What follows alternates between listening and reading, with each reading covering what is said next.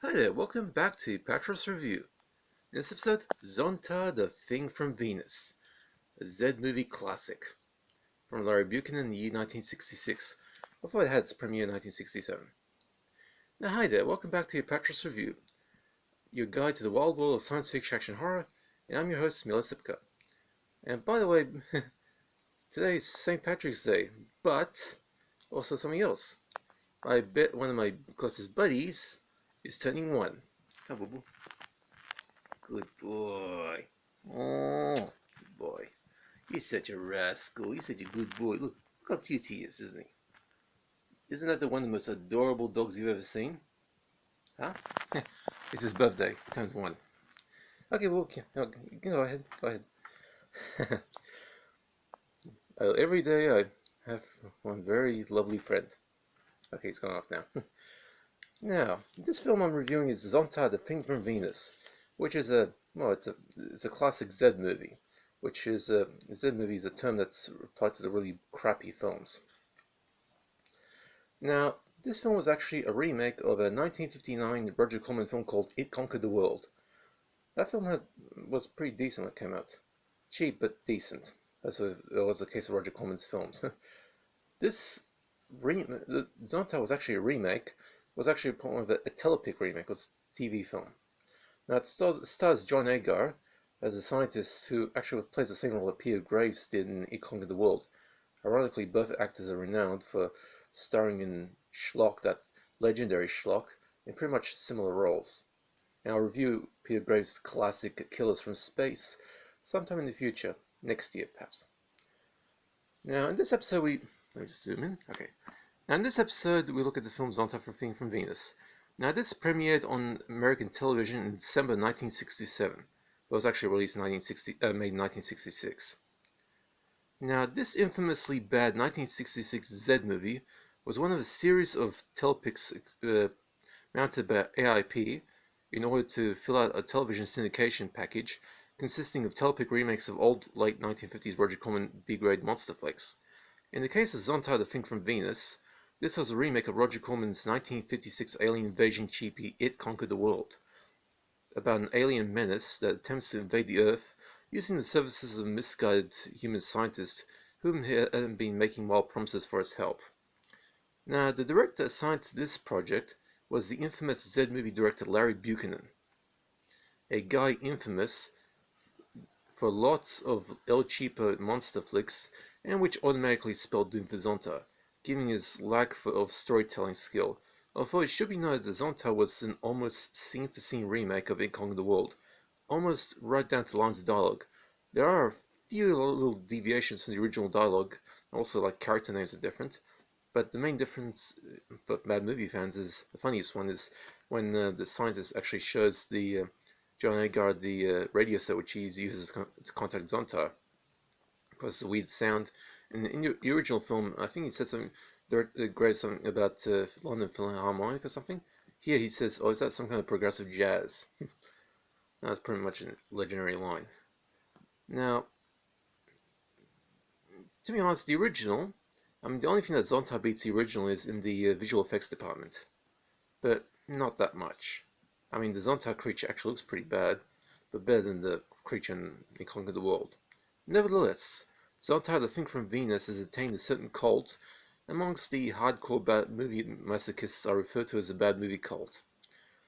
Now, an experimental communication satellite is sent up to orbit by the US military, despite the pleas of protestation from a renegade scientist named Keith Ritchie. While only his wife knows is that Keith has been in contact with an alien creature that is known as Zontar, actually it's the closest thing you can call it in our language, and who lives on Venus. Zontar has been using Keith to determine the identities of the people working on the project, and has been taking preparations to invade the Earth, as you do in these typical alien invasion flicks. Now, hijacking the satellite, then hitching a ride on it to reach Earth. Actually, Zontar actually pretty much gets the satellite all the way to Venus, hitches a ride on it, and then it comes back to Earth, and basically lands, while the US military lands the craft. Now Zontar hides out in a local cave, and sends out a number of injector pods, which is basically little flying lobster bats that inject mind-controlling electrodes specifically designed for certain human targets. Although I don't know how on earth he manages to customize them. weird. No, I mean, that's and to basically take over the minds of the military personnel on the satellite project. Or for one of the scientists there, a certain Dr. Kurt Taylor, who happens to be Keith's best friend and played by John Agar, manages to avoid being captured, forced to kill his wife, who has taken over. I think there could have been better ways of doing that. I mean, he couldn't just kill. Instead of killing his wife, he should have just like tied her up and waited to kill Zontar. Anyway.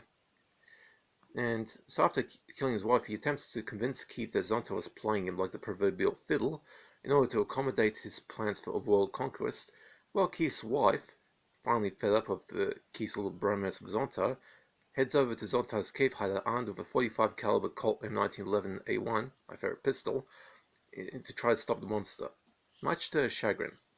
Apparently Zontar is immune to bullets.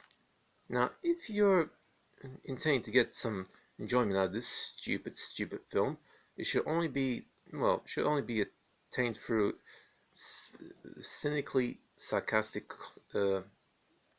amusement. So basically, you don't have to heckle the crap out of this thing. It's the only way you can enjoy it. I mean, Zontar is an atrociously awful telepic that has its fair share of production goofs. For example, the alien has the ability to deactivate power sources at will, but well, the thing is, in one scene, John Agar's car shuts down and won't start. You can actually see cars driving in the distant background. And while we're on that point, I mean, how is it possible to stop running water from coming out of the garden hose? Water is not a form of electricity. I mean, you can use it conducting electricity, but it's not an energy source. Strange. Now, as well as some phenomenally bad acting from some of the leading cast, John Agar is the only one here who gives any sort of effort to gain some conviction on material that's seriously beneath his talents. There are those out there who are diehard fans of John Agar and can practically watch anything with him in it, but these fans might be as desperate as a hooker on Venus to watch something like this. Although they shouldn't worry about the hero. Agar is still a professional. There's another John Agar film I'm going to review in the future, which is similar to this in a way.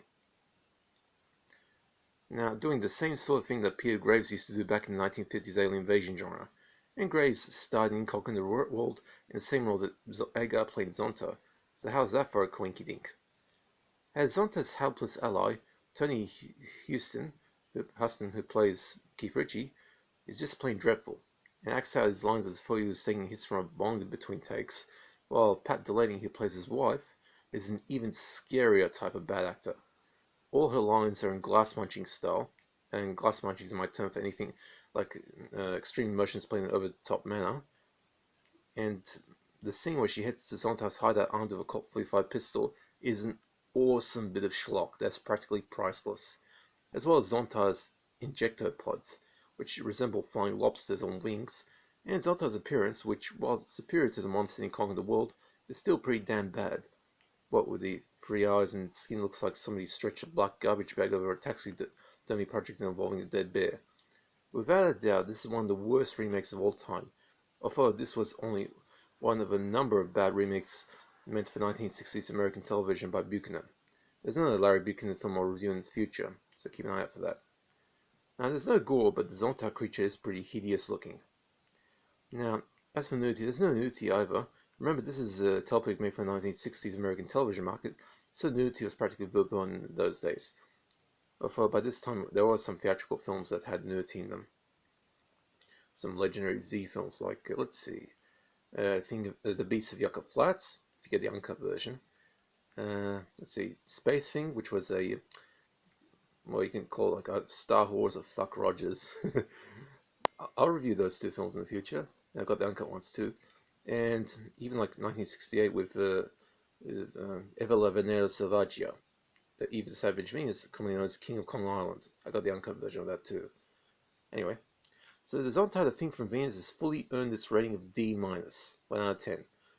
This is just plain awful stuff that only John Agar fans and bad movie cult aficionados will enjoy.